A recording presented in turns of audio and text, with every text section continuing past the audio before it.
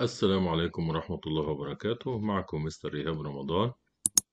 إن شاء الله في السلسلة دي بتاعة التعليم الأونلاين إن شاء الله هستعرض فيها رحلتي مع التدريس الأونلاين وهحكيها لكم، وفي نفس الوقت هنستخلص منها يعني دروس مستفادة. وطبعا طبعا منتظر تشجيعكم وكومنتاتكم، وأي سؤال إن شاء الله في التدريس الأونلاين هجاوب عليه. وطبعا أتمنى اللي أنا أفيدكم في الحلقات دي، وفي نفس الوقت أوعدكم بإذن الله إن هي هتكون مفيدة وهتكون أفضل من أي دورة تدريبية تاخدوها في حتة الموضوع التدريس الأونلاين ده بإذن الله يعني.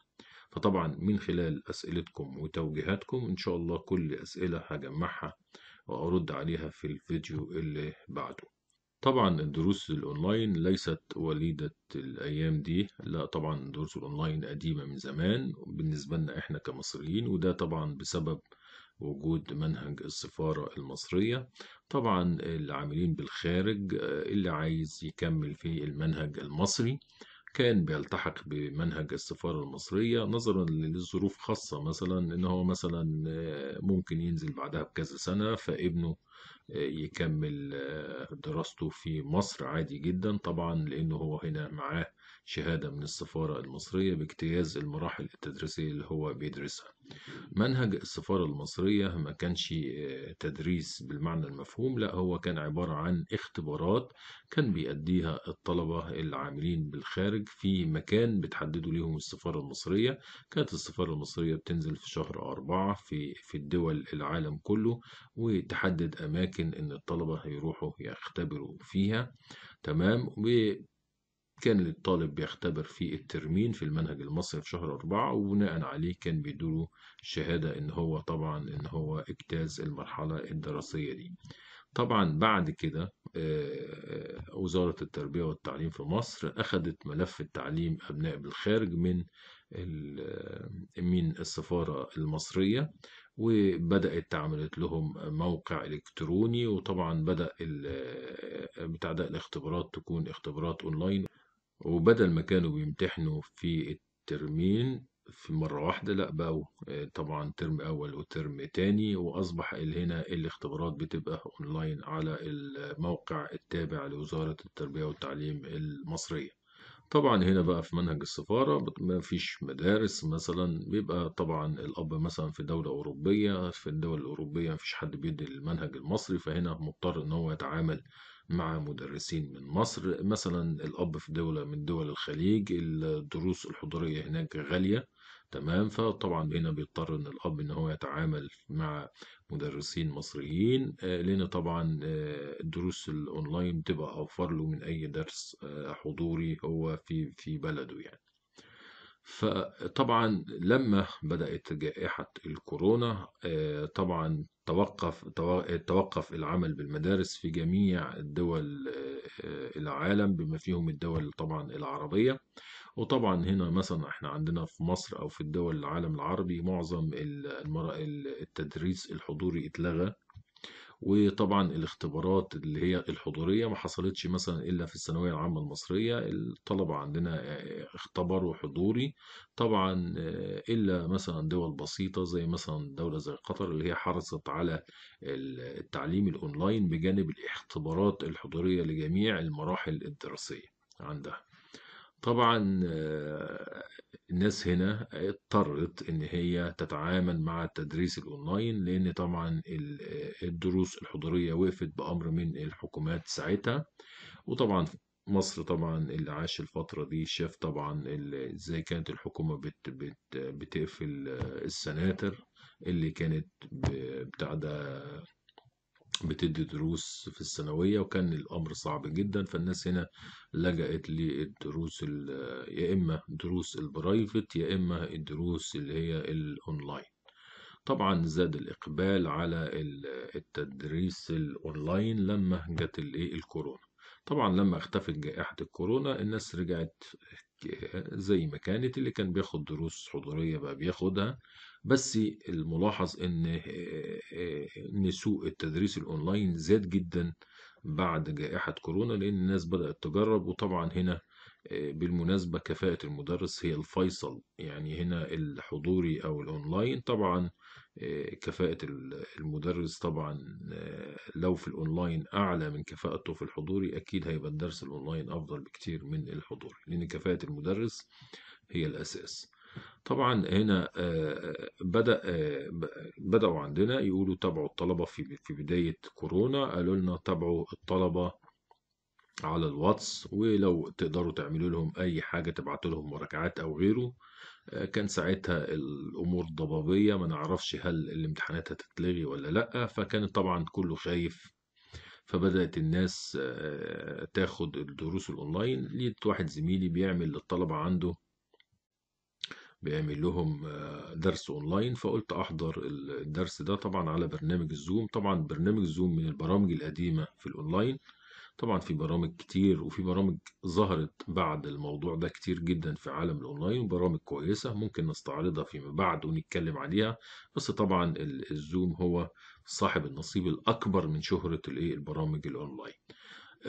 زميلي عمل الحصة الأونلاين ودخلت، فلاحظت إن الطلبة ما بيعرفوش يتعاملوا مع برنامج الزوم. فهنا قررت إن أنا أعمل فيديو تعليمي ان ازاي الطالب يدخل على برنامج الزوم وازاي يتعامل مع الحصة. وسبحان الله الفيديو ده لقيت عليه اقبال تاريخي في القناة.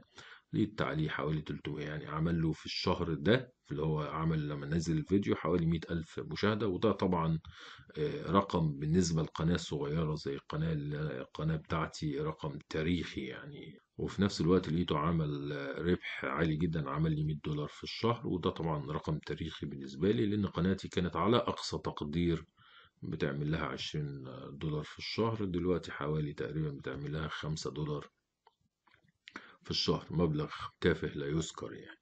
طبعا بدايتي في التدريس الاونلاين اول حاجه جه على بالي ان انا ليه ما اديش دروس اونلاين وتبقى مخفضه الثمن. ومن هنا جت فكره درس بلوشي، ان هو درس ببلاش، درس زائد الثمن، الناس ما تدفعش فيه فلوس. فليه لا انا مثلا وليكن مثلا حصتي سعرها مثلا 100 جنيه، ليه لا مثلا الواحد ما يلمش مثلا طالب وكل طالب يدفع في الحصة 5 جنيه. من هنا بدأت فكرة حتة درس بلوشي. عملت الصفحة بتاعتي على الفيس، بدأت اللي أنا أعمل هنا إعلان ممول، واستهدفت بيه الطلبة المصريين. لقيت فيه تفاعل على الإعلان ولقيت فيه تجاوب عليه، وبدأت الناس تتواصل معايا. طب انت بتدي بكام؟ لا انا بدي ب5 جنيه.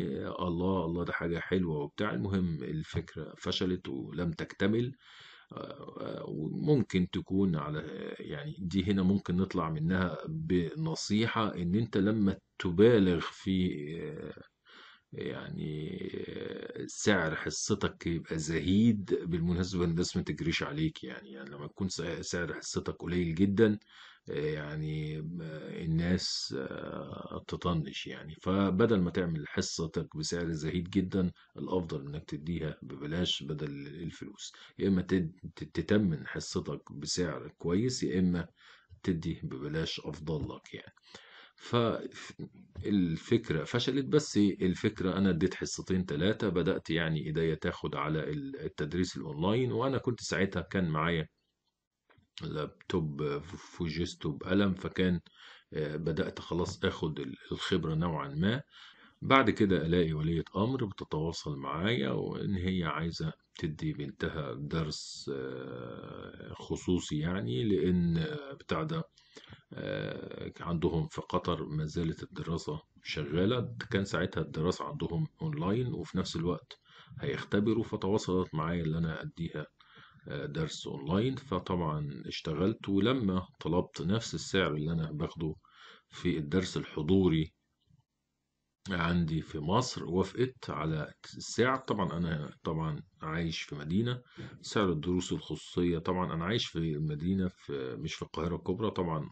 أكبر مكان في مصر بيبقى فيه سعر في الدروس الخصوصية هو القاهرة الكبرى، غير الأقاليم يعني. بس طبعا المدن في الأقاليم طبعا بيبقى فيها السعر أعلى طبعا من الأرياف. وهنا نطلع بنقطة مهمة. إيه النقطة المستفادة من هنا؟ إن هنا دي أحد مميزات الدروس الأونلاين، اللي هي توفير الوقت، غير الدرس اللي هو الدرس البرايفت. يبقى احنا لما هنفضل مين الأفضل، هل الدرس البرايفت أو الدرس الأونلاين؟ طبعا الدرس الأونلاين هيكون أفضل مادام هتاخد نفس السعر ونفس القيمة. لا، يبقى انت هنا هتوفر وقت وهتوفر مواصلات وهتوفر جهد لا، التدريس الاونلاين هيكون افضل.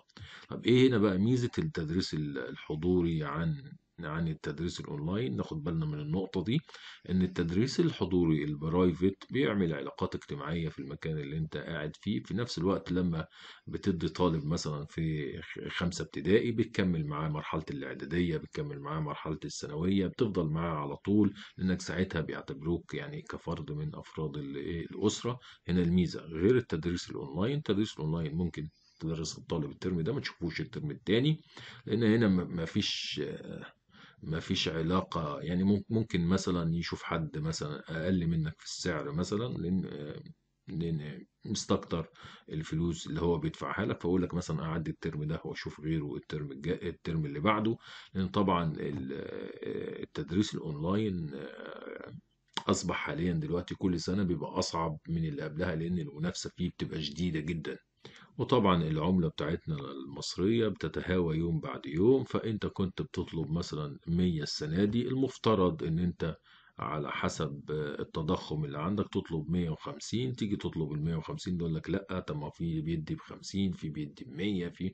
فطبعا كل ما قيمة العملة تتدنى، كل لما يحصل فيه منافسة أشد وأكتر.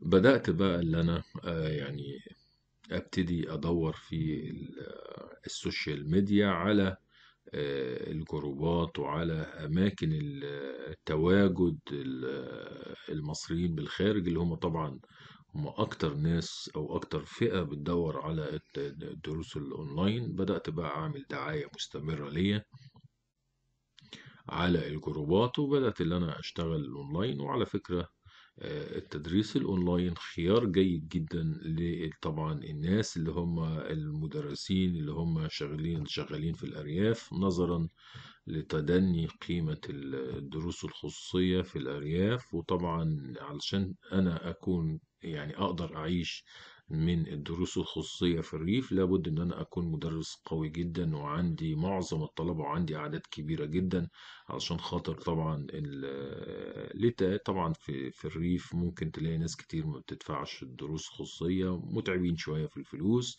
تلاقي نفسك في الآخر نص المجموعة ما دفعتش. فإذا إنه لازم يكون عندك عدد كبير جدا يعوض الهالك ده. وطبعا ده غير متوفر إلا لبعض المدرسين، ومش كلهم يعني. فطبعا في ناس كتير جدا ما بيكملش في موضوع التدريس لو هم بالريف، وبيدوروا على مهن أخرى يكملوا فيها. يعني مثلا يروح يزرع حتة أرض، يروح يتعلم مهنة، يسوق توك توك وهكذا، ويبعد عن موضوع التدريس. إذا هنا التدريس الأونلاين مناسب جدا للفئة دي. وبالمناسبة تقدر تفتح بيه بيت، يقدر يعيشك يعني، ويعيشك عيشة كويسة. طيب هنا علشان خاطر أقدر أعيش من التدريس الأونلاين عيشة كويسة، لابد إن المادة بتاعتي تكون مادة مطلوبة. طبعا المواد العلمية بتكون أفضل من المواد الأدبية. تمام. طبعا ممكن في التدريس الأونلاين ما تشتغلش منهج مصري بس، تشتغل أي منهج من مناهج دول الخليج، أي منهج أيا كان يعني. فطبعا مواد زي مواد الرياضيات، مواد الإنجليزي، المواد الفيزياء، الكلام ده دي مواد مطلوبة في جميع المناهج يعني. طبعا هنا مثلا مادة زي مادة الفلسفة، مادة طبعا غير مطلوبة مثلا في مناهج دول الخليج، لكن مطلوبة في المنهج المصري. طب هل ما بتشتغلش؟ لا، بتشتغل طبعا في المنهج المصري. مادة الرسم رغم ان هي مادة ما بتأكلش عيش، لكن في المنهج المصري في منهج السفارة بالمناسبة بتطلب يعني. بس طبعا المرتبات أو سعر الحصص بيبقى فيها سعرها متدني يعني. فدي أول نصيحة، إني طبعا حتى إن أنا لو مثلا خريج مادة بتاع ده أدبية، لا أنا ممكن أتخصص مثلا في أي حاجة مطلوبة يعني ممكن أروح أتعلم إنجليزي، ممكن أروح أدرس مثلا مادة رياضيات للصفوف اللي هي الأولية الابتدائي وهكذا. المهم إن أنا أكون صاحب مادة مطلوبة في التدريس الأونلاين. وبالمناسبة هنا زي مصر بالظبط، بالمناسبة احنا دلوقتي حاليا في السناتر اللي موجودة في مصر، في ناس خريجين تجارة وبتشتغلوا رياضة عادي جدا، في ناس بيبقوا خريجين كليات أدبية وبيشتغلوا مواد علمية، مفيش مشكلة. فحتة إن المدرس الفلاني معاه إيه، دي هنا أصبحت في مصر مش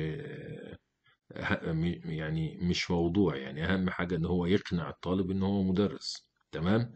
فنفس الكلام في الدروس الأونلاين، أهم حاجة إنك تقنع الطالب وولي الأمر إنك فعلا أنت مدرس للمادة الفلانية دي، والطالب يطلع مبسوط من الحصة. فنصيحة لوجه الله، إنك أنت حاول تشوف مادة يكون عليها الطلب وتدرسها في موضوع التدريس الأونلاين. نكتفي بهذا القدر في الدردشة دي في الحلقة دي. طبعا أنا منتظر استفساراتكم، منتظر أسئلتكم أعمل بيها حلقة جديدة في عالم التدريس الأونلاين. أتمنى أنكم تشجعوني، ملحوظاتكم كومنتاتكم مهمة جدا، اللي أنا هعمل بيها الفيديو اللي بعد ده هشوفها أنتوا عايزين إيه وأتكلم عنه. وأتمنى أن أنا أكون أفدتكم، والسلام عليكم ورحمة الله وبركاته.